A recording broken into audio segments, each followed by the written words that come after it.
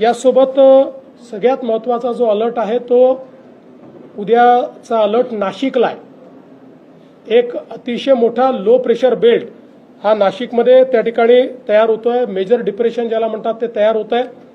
या मेजर डिप्रेशनमुळे जो काही नाशिक आणि त्र्यंबकेश्वरचा मधला भाग आहे या भागामध्ये ढगफुटी उद्या संभावित आहे किंवा त्या प्रकारचे निर्देश आपल्याला प्राप्त झालेले आहेत।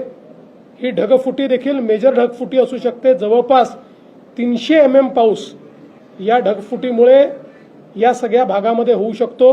नाशिकच्या बऱ्याच मोठ्या भागामध्ये तो होऊ शकतो। त्या दृष्टीने जिल्हा प्रशासनाने मोठ्या प्रमाणात तयारी केलेली आहे।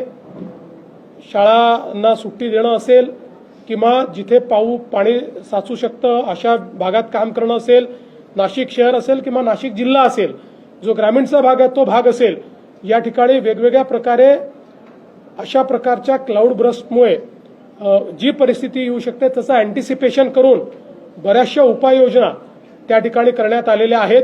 पण याच्यावर अतिशय करडी नजर ही आपल्याला ठेवावी लागेल, कारण हा एक मेजर इन्सिडेंट जो आहे तो या ठिकाणी आपल्याला संभावित आहे।